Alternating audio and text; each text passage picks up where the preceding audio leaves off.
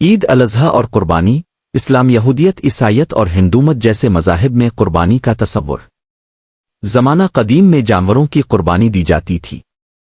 اسلام میں قربانی کی اہمیت۔ پاکستان میں مسلمانوں کا تہوار عید الاضحیٰ عید قربان جوش و جذبے سے منایا جاتا ہے۔ یہ پیغمبر ابراہیم علیہ السلام کی اس قربانی کی یاد میں منایا جاتا ہے جب وہ اپنے بیٹے کو قربان کرنے پر تیار ہو گئے تھے۔ ابراہیم علیہ السلام کو عیسائیت اور یہودیت دونوں میں ابراہیم علیہ السلام کے نام سے پہچانا جاتا ہے۔ ان سے متعلق عقیدہ یہ ہے کہ حضرت ابراہیم علیہ السلام نے ایک خواب دیکھا تھا جسے انہوں نے خدا کی طرف سے ایک پیغام کے طور پر لیا، جس میں ان سے کہا گیا تھا کہ وہ اپنے بیٹے اسماعیل کو خدا کی اطاعت کرتے ہوئے قربان کر دیں۔ جب انہوں نے بیٹے کو بتایا تو اسماعیل نے اسے قبول کر لیا اور اپنے والد سے حکم کی تعمیل کرنے کو کہا۔ پھر پیغمبر ابراہیم علیہ السلام جب اپنے بیٹے کو قربان کرنے والے تھے تو خدا نے انہیں روک دیا اور اس کی جگہ قربانی کے لیے ایک دمبا بھیجا۔ دنیا بھر کے مسلمان رسمی طور پر مختلف قسم کے مویشیوں کی قربانی دیتے ہیں۔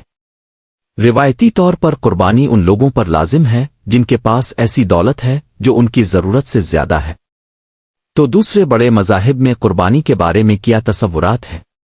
ہندومت، یہودیت اور عیسائیت میں جانور کی قربانی کو کس طرح دیکھا جاتا ہے؟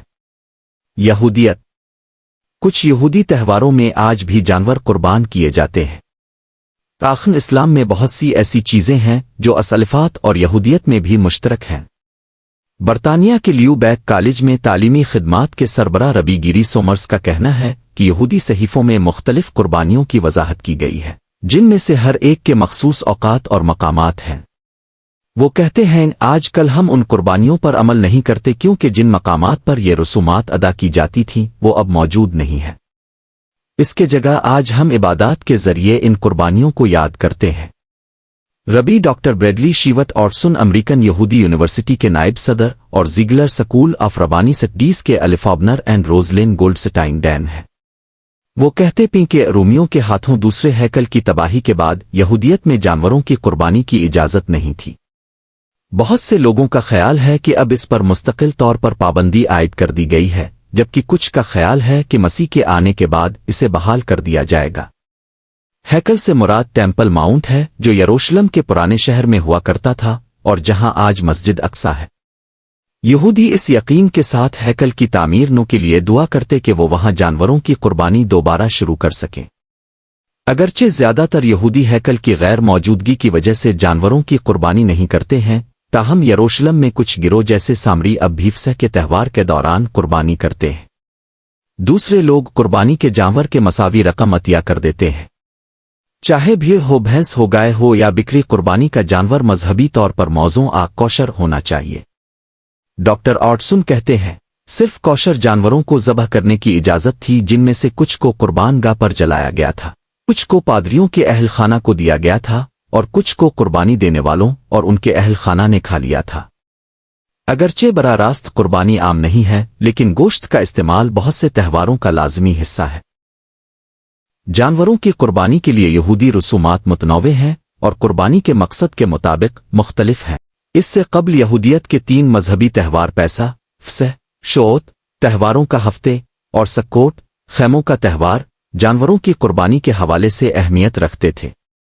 برطانیہ کے لیو بیک کالج میں تعلیمی خدمات کے سربراہ ربی گیری سومرز بتاتے ہیں کہ دیگر تہواروں جیسے روش ہشانہ، یہودی نیا سال اور یوم کپور، کفارہ کا دن میں بھی جانوروں کی قربانی شامل ہے۔ پیغمبر ابراہیم کی قربانی کا قصہ یہودی صحیفوں میں بھی ملتا ہے، تاہم جانوروں کی قربانی کرنے کا حکم بعد میں آیا اور یہودیوں کے لیے تھوڑا سا مختلف تھا۔ عیسائیت۔ بائبل میں ابراہیم کی اپنے بیٹے کو قربان کرنے کی خواہش ذکر ہے، لیکن اس میں ابراہیم کو ابراہم کہا گیا ہے۔ یہودی صحیفوں اور بائبل کے پرانے عہد نامے میں بہت کچھ مشترک ہے۔ ڈھاکہ میں کافرل کیتھولک چرچ کے پادری ڈاکٹر پروشنتو ٹی ریبیرو کہتے ہیں کہ عہد نامہ قدیم کی کتابیں، خاص طور پر لیوی 17 اور ڈیوٹرومی میں اس بات کی تفصیل دی گئی ہے کہ جانوروں کی قربانی کس طرح کی جاتی ہے۔ عموماً یہ تہواروں کے دوران صبح شام کے اوقات میں کی جاتی تھی۔ اس زمانے میں توبہ اور گناہوں کی مغفرت کی امید میں جانوروں کی قربانی کی جاتی تھی، لیکن اس رواج پر اب مذہبی طور پر عمل نہیں کیا جاتا کیونکہ مسیح کی موت کو آخری قربانی کے طور پر دیکھا جاتا ہے۔ عیسائیت میں حضرت عیسیٰ کو خدا کا میمنہ قرار دیا جاتا ہے۔ عیسائیت میں حضرت عیسیٰ کو خدا کا میمنہ قرار دیا جاتا ہے۔ اگرچہ قربانی کا کوئی خاص مذہبی طریقہ کار نہیں ہوتا، لیکن بہت سے معاملات میں اگر کوئی نیت کرتا ہے یا خدا سے وعدہ کیا جاتا ہے تو مختلف طریقوں سے قربانی کی جاتی ہے۔ ڈاکٹر ریبریو کا کہنا ہے کہ یہودی تعلق کے علاوہ عیسائیت میں خالق کے نام پر جانوروں کی قربانی کی کوئی روایت نہیں تھی۔ تاہم گوشت کے استعمال پر کوئی پابندی نہیں ہے۔ بہت سے ممالک میں یہودیوں کے تہوار فسح کے موقع پر بھیڑ کا گوشت کھانا روایت ہے، اور ریبیرو کے مطابق اٹلی میں ان کے قیام کے دوران ایسٹر سے پہلے بھیڑ کا گوشت کھانا تقریباً لازمی محسوس ہوا۔ تاہم مذہبی مقاصد کے لیے جانوروں کی قربانی کی یہودی روایت کی طرح عیسائیت میں قربانی کا کوئی رواج نہیں ہے۔ ہندو مت۔